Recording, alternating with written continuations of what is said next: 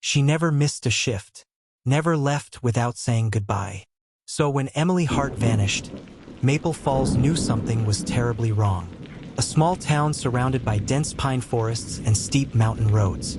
The kind of place where people don't lock their doors and nothing big ever happens. Until something did. Emily Hart, 32 years old, beloved nurse at St. Augustine Clinic, vanished on a Friday night without a trace. She wasn't just missing, she had seemingly evaporated. And for a town built on trust, her disappearance would become the first crack in its peaceful facade, exposing lies, betrayal, and a killer hiding in plain sight. Friday, September 24th. Emily clocked out of the clinic at 6:45 p.m. Surveillance footage showed her walking to her car, a white Subaru, carrying a tote bag and a takeout container. She smiled, waved to a coworker, and drove off. She never came home. Her boyfriend, Mark Bennett, called police just before midnight. "She should have been home hours ago," he said. "I've called her. Nothing. This isn't like her." He sounded worried, panicked even, but calm enough that it didn't raise alarms. Yet, the next morning, her car was found, abandoned, locked, sitting on the shoulder of a logging road deep in the Mill Creek Forest, 11 miles from her usual route home. Her phone was still inside, so was her purse, and her keys. No signs of a struggle, no blood, no witnesses. It was as if she had simply stopped the car and disappeared into the trees. The town of Maple Falls sprang into action. Neighbors combed the forest, volunteers brought dogs, helicopters flew overhead. People brought casseroles to Emily's parents. The clinic set up a memorial table. Her coworkers lit candles in the parking lot. Everyone had the same question: who would want to hurt Emily Hart? She was kind, gentle, the kind of person who remembered your dog's name and brought homemade muffins to staff meetings. To most people, Emily's life seemed picture perfect, but that was about to change.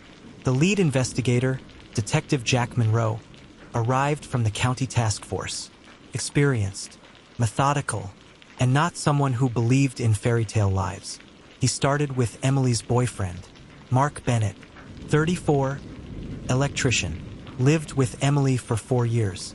Known as quiet, polite, a little withdrawn. Mark told Monroe the night Emily disappeared, he was home watching TV, alone. He hadn't called her until nearly 5 hours after she was supposed to be home. "Monroe, did you fight that day?" "Mark, no. She said she'd grab food. That's all." "Monroe, was she upset about anything?" "Mark, she was tired, stressed, normal stuff." But Emily's best friend, Claire Morris, told a different story. She was planning to leave him, Claire said. She didn't want to do it yet, but she had started packing things. She was done. She told me. She felt scared. Suddenly, Mark didn't look like the grieving boyfriend anymore. When investigators unlocked Emily's phone, they found something unexpected.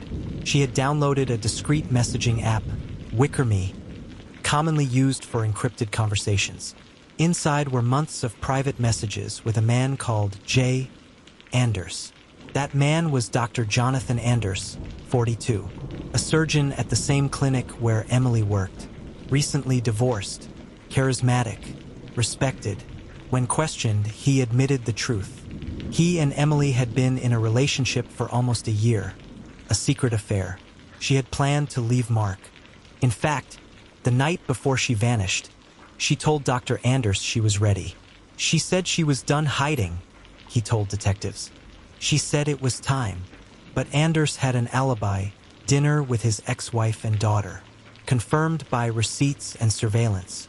And so another door closed, but something wasn't adding up. 10 days into the search, a break came from an unexpected place. A retired forest ranger, Ed Connolly, called in a tip. He had been hunting near Mill Creek the night Emily vanished. "I saw a white truck come barreling out of a side trail around 7:15 p.m., he said. "It was going fast, real fast. I had to dive into the brush." He caught part of the license plate. It matched a white Ford F-150 registered to Mark Bennett. With that, police got a search warrant for Mark's property. What they found turned the case upside down. In the back of Mark's garage, hidden under a tarp, was a burned tarp, a rope with blood stains, and a makeshift fire pit filled with ashes and charred fabric. Tests confirmed it, Emily's blood, and the burned material matched the scrubs she wore the night she disappeared. Mark Bennett was arrested on the spot.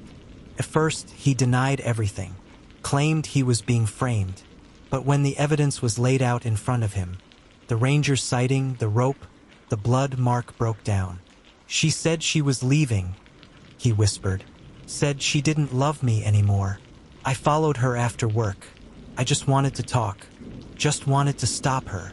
What happened next wasn't planned." That's what he said. But rage doesn't need a plan. Mark admitted to confronting Emily near the woods. When she tried to walk away, he hit her. One time, then again. He dragged her into the forest. She never walked out. He burned the evidence, buried what he could. But to this day, Emily's body has never been found. In March 2022, Mark Bennett pled guilty to second-degree murder. In exchange for avoiding the death penalty, he was sentenced to 40 years in prison. No possibility of parole. Emily's family begged him to reveal where he left her. He wouldn't say. The courtroom was packed the day of sentencing. Her mother read a statement through tears. "You were supposed to love her, and you became the last thing she ever feared." Outside the courthouse, Maple Falls held a silent vigil. Hundreds held candles. Her favorite song, "Fields of Gold," played quietly in the background. Her former clinic named a nursing scholarship after her. A bench in the memorial garden bears her name. People in Maple Falls still talk about Emily, about the way she made people feel seen, about how she should have had a second chance. They still wonder if her remains are somewhere in the woods, if the pine trees remember what happened. Because what shook the town wasn't just the crime, it was the betrayal, that someone they all knew, someone she trusted, had done the unthinkable. Emily Hart tried to leave a life that no longer made her happy. She chose herself. She wanted more, and for that, she lost everything. Her story is a brutal reminder. Control is not love. Silence is not peace. And sometimes, the most dangerous people are the ones who smile at you across the dinner table. Even in small towns, even in quiet homes,